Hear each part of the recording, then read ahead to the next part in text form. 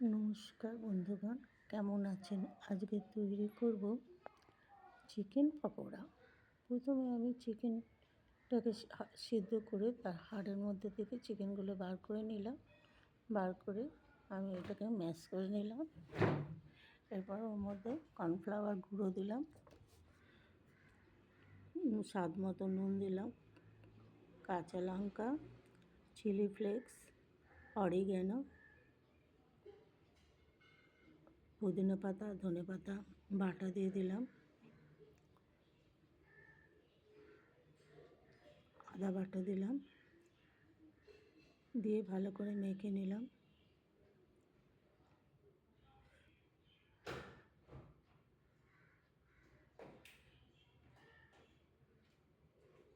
এর মধ্যে সরষের তেল দিয়ে দিলাম,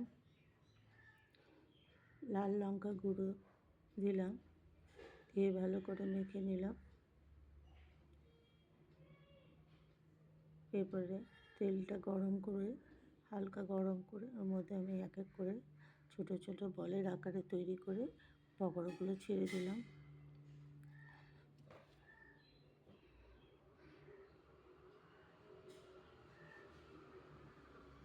এই পকোড়া আপনারা বিকালে চায়ের সঙ্গে দিতে পারেন, খুবই সুস্বাদু হয়। চায়ের সঙ্গে বাচ্চা বড় সবাই খেতে পারবে।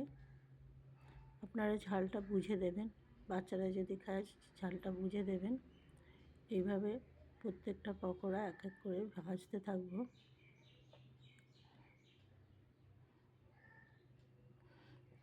যদি ভিডিওটা ভালো লাগে লাইক, শেয়ার, কমেন্ট অবশ্যই করবেন এবং সাবস্ক্রাইব করতে ভুলবেন না।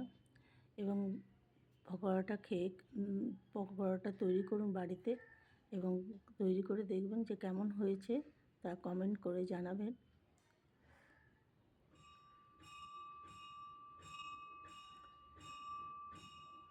এবার পকোড়াগুলো আমি একটু হালকা করে উল্টে পাল্টে দেবো।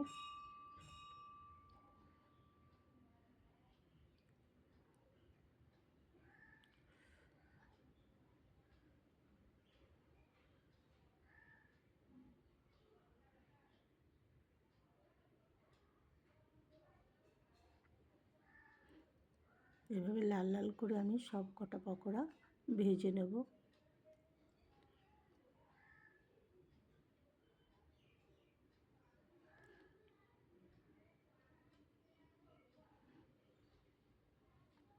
পকোড়াগুলো ভাজা হয়ে গেলে ওইগুলো গরম ভাতের সঙ্গেও দিতে পারে।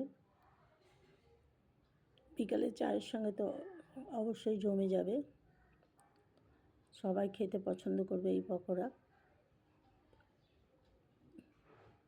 এইভাবে সব লাল করে ভেজে তুলে নেব।